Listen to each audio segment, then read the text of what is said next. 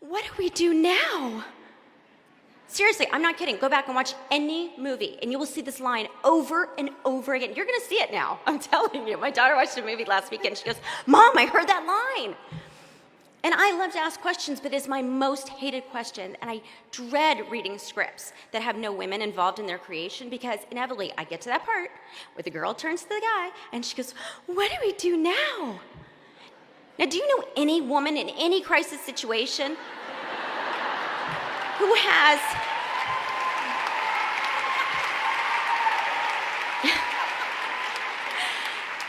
any woman in any crisis who has absolutely no idea what to do? I mean, don't they tell women, they tell people in crisis, little children, that if you're in trouble, talk to a woman. It's ridiculous that a woman wouldn't know what to do. So anyway, after I went to visit these studios, I started telling people about this current pipeline and that there was barely any female leads in films and the industry was in crisis, and people were aghast. They said, that's horrible, they said. And then they'd change the subject and move on to their dinner and move on with their lives. But I could not change the subject. I couldn't turn to some man and say, what do we do now? This is my life. Okay, I've made movies all my life, for 25 years, since I was 14 years old. It was time to turn to myself and say, what are we going to do now? Okay, Reese, what are we going to do now? And the answer is really clear. My mother, who's here tonight, very strong, smart Southern woman, said to me, if you want something done, honey, do it yourself.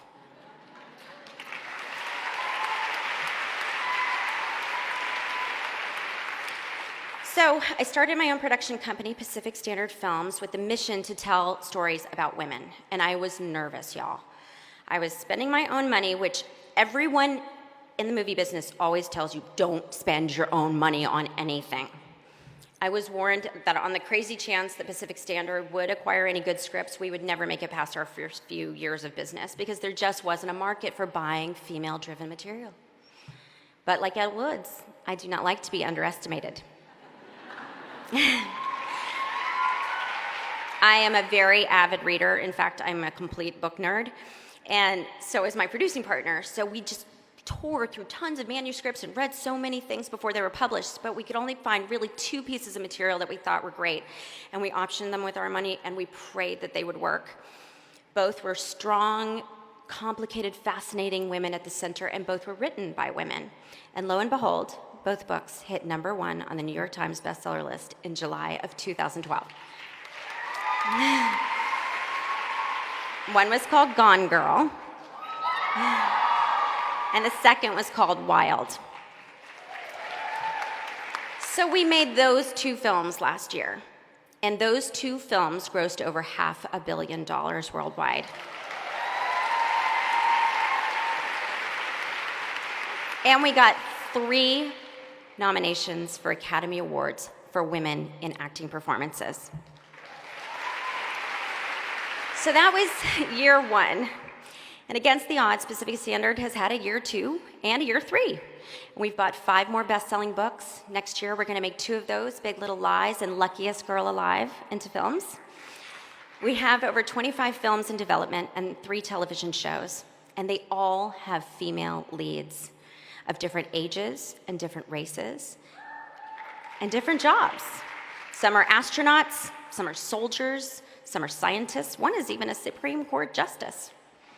And they're not just good or bad. They're bold and haunted and dangerous and triumphant, like the real women that we meet every single day of our lives.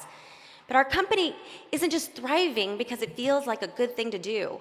It's thriving because female-driven films work. This year alone, Trainwreck with Amy Schumer, Melissa McCarthy's Spy, Pitch Perfect 2, Cinderella, the Hunger Games franchise that has made over $2.2 billion worldwide. Films with women at the center are not a public service project. They are a big-time, bottom-line enhancing, money-making commodity.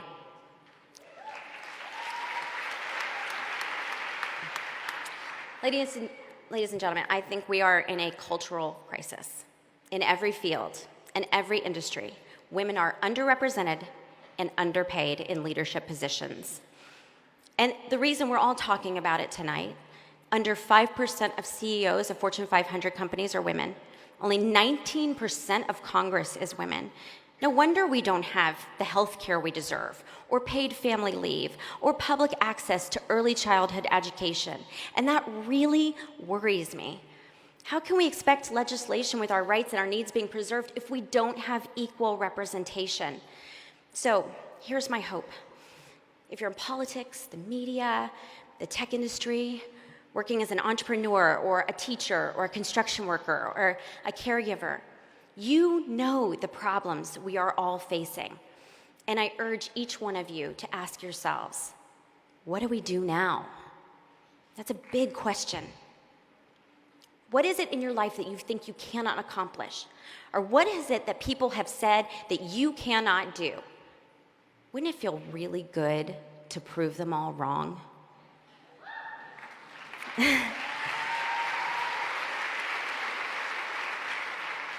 Because I believe ambition is not a dirty word. It's just believing in yourself and your abilities. Imagine this.